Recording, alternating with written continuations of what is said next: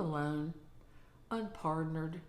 You don't have anyone to help you make those really big decisions about your money or your health care or where you're going for vacation or even what to have for dinner tonight?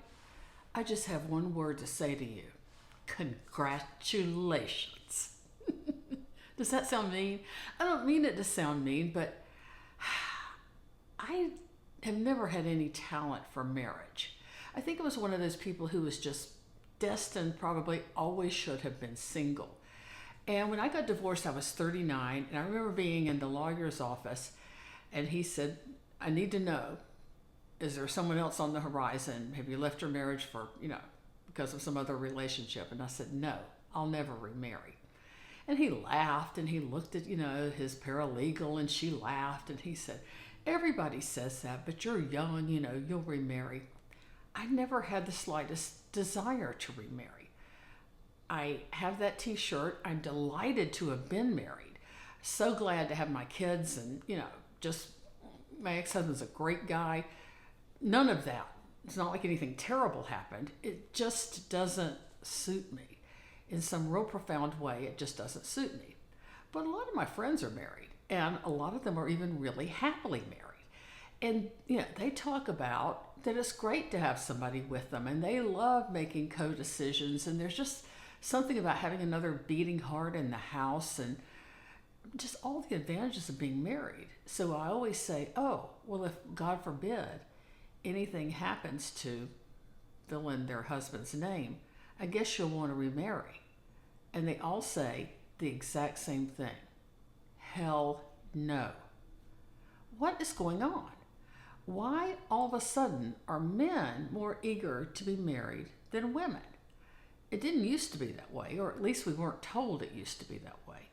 I remember when I was in my 20s and 30s that the idea was that women were eager to get married and men were the ones dragging their feet. That there weren't very, I don't know if it was the ticking biological clock or the belief that there weren't that many good guys out there. But the idea when I was coming along in the 70s and 80s is that the women were the ones who were eager to get married. So it was really strange when you found situations in which men were kind of eyeing women. Men were kind of trying to find women that would marry them. I remember one time I went with 3 friends to Alaska.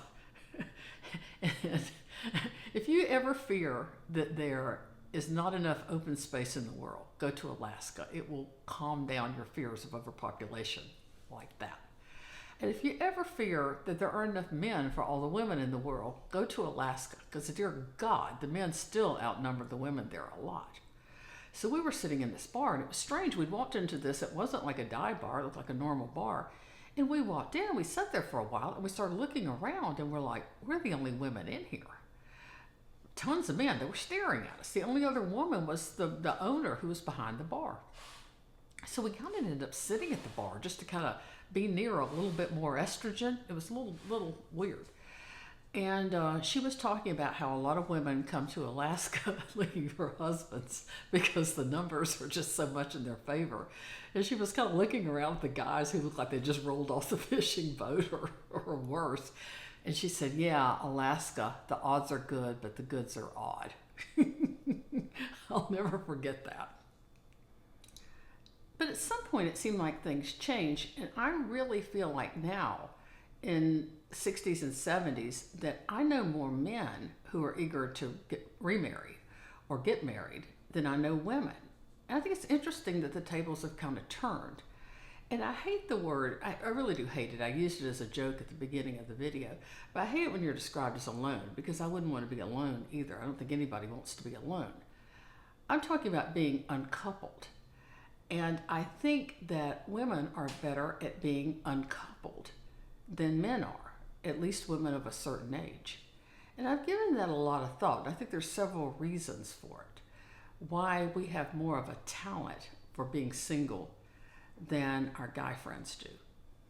Hey, sorry for the jump scare to me without makeup, but I just wanted to add one thing. This is the next morning, and I started thinking about something else that my friend who's so happily married said, and this is an important part of the equation.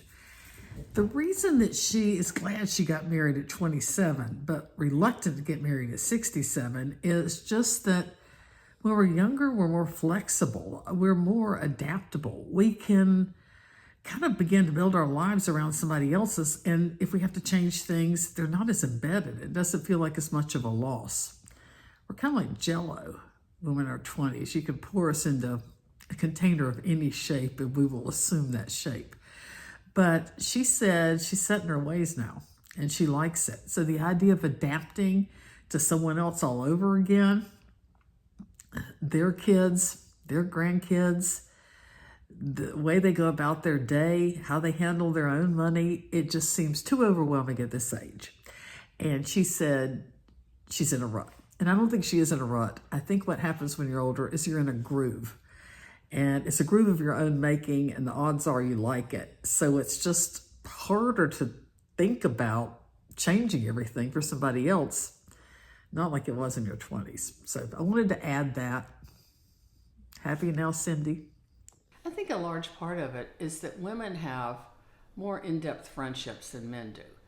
Men frequently have buddies. Now, I realize I'm making huge gender assumptions, horrible gender assumptions, that if they were used against me and used against women, I'd be up in arms, and I'm casually making them about men, but this is my video, so I'm going to keep doing it.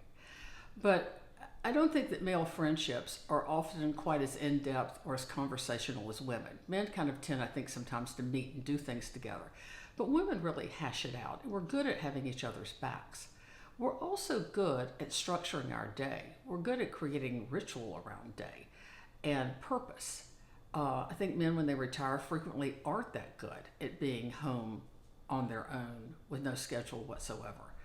I think in some ways, women are more comfortable with their own thoughts than men, at least the women that I know are.